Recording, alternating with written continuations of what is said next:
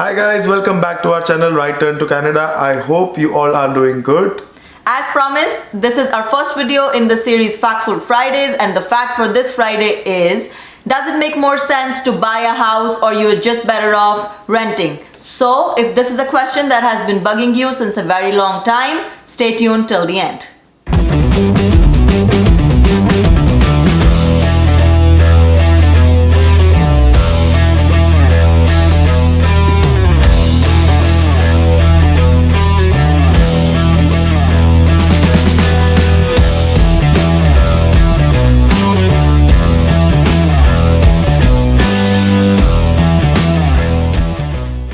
Buying a house is usually one of the biggest decisions one has to make in their lifetime, and renting versus buying is a debate going on forever. So to dig in deep into this topic, we'll begin with some of the facts related to the real estate market in GTA. According to rental.ca report, the average rent of GTA saw an increment of around 10%, and 28% was a shocking rise in the rents in Scarborough itself. As you can see on the screen, the average rent for one bedroom apartment in Mississauga is 1971 Canadian dollars and 2327 Canadian dollars for two bedroom apartment. You can see the rents of the other areas in GTA and other provinces on the screen as well. Now let's talk about buying a condo in Mississauga or Toronto area.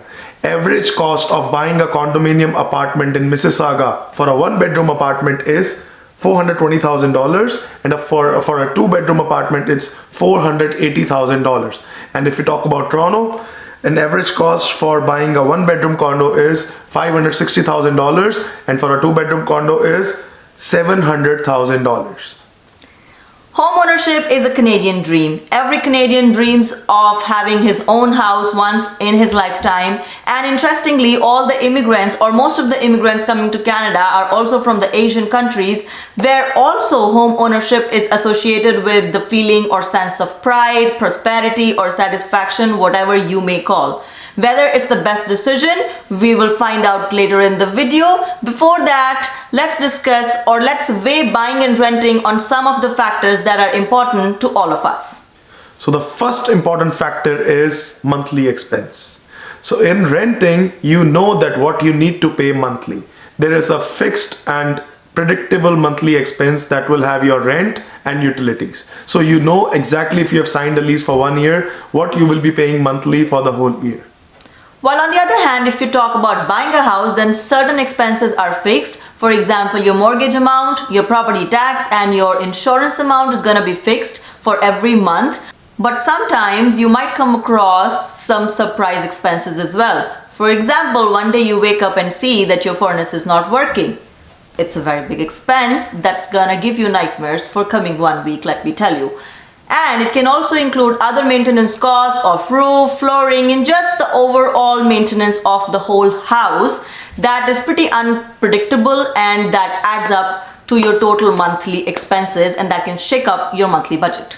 And while we are talking about the monthly expenditure, some of the monthly expenditure is not recoverable. Some of the monthly expenditure is recoverable. For example, if you're renting, the whole amount is not recoverable. You're paying it to the landlord, you're not getting anything back after you leave the place. But when you're buying a house, certain amount is recoverable. For example, your principal amount that you're paying towards your mortgage, towards your house, is recoverable. But the property tax, the interest that you're paying on the money you owe, and some expenses that are not recoverable. So keep in mind that whatever money you're spending while you buy a house is not recoverable. Not every single penny is recoverable. So now comes the second factor, that is flexibility. If you are living in a place where you rent the place, you can move out of the place when the lease ends. Generally in Canada, the lease term is for 1 year. So after 1 year, you can easily leave the place and move to another place. But if you buy a house, then changing the place is not that simple. In case you want to move to another community or a place, it can happen, but it's a little more complicated as compared to renting. So the third factor is renovations or home improvements, which is very important to me. So for those people like me who are not willing to change the house again and again, or change the interior of the house, change the decor, change the paint, they're happy with renting. But for people like Hina, she will explain. While you're renting, there are many restrictions in terms of what you can do to the house, in terms of structure and everything, and which, to be honest, is not much. On the other hand, when you've bought your own house, it's your blank canvas. You can change the layout, you can change the paint, you can do whatever you want to do with that. You can do the landscaping, everything. So that is a one big bonus of buying your own house, because that is your own place. Now the fourth factor is return on investment.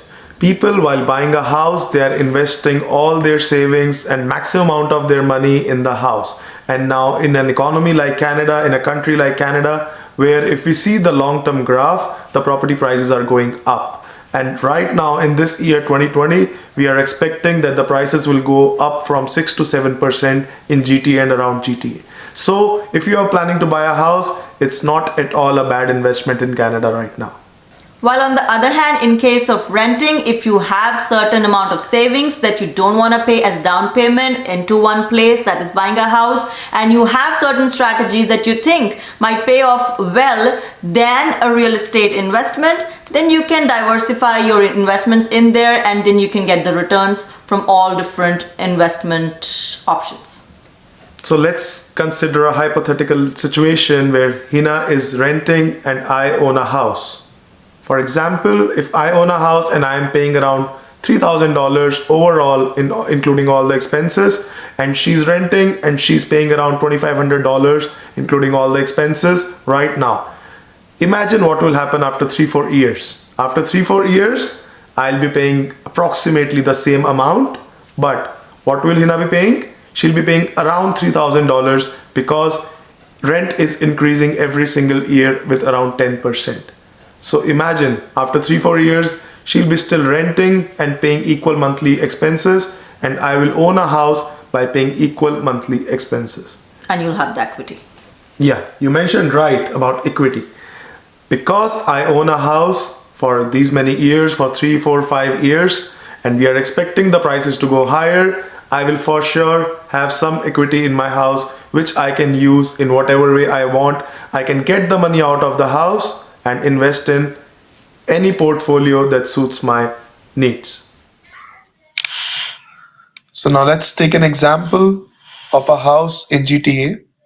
So in this example, we'll consider a house with 10% down, and we will talk about all the numbers, that is monthly expenses, that will be different for a person who's buying a house and who is renting a house. So let's take an example of $700,000 property in GTA with 10% down. So if you're renting, your monthly rent is $2,700 approximately. Your utilities will be $250 and your total will be $2,950, that is $2,950. But if you're buying a same house, your mortgage payment will be $3,050.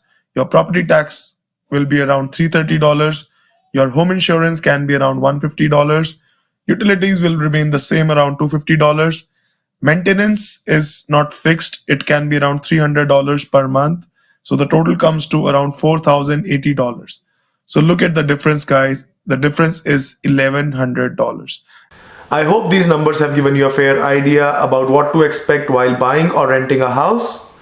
Everybody needs to make decision according to their situation, but according to us, if one has money to cover the down payment and closing cost, and the person has stable monthly income, buying a house is not at all a bad idea right now.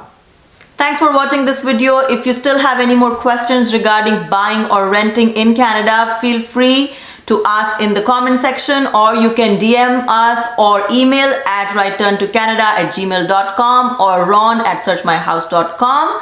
I hope you will like this new series and you will find it interesting and helpful. We are eagerly waiting for your feedback. So do not forget to mention in the comment section how you are liking these videos. Do hit the like button if you like this video, and do not forget to subscribe if you have not subscribed yet. What are you doing, guys? Do subscribe to our channel, and until next time, bye bye and take care.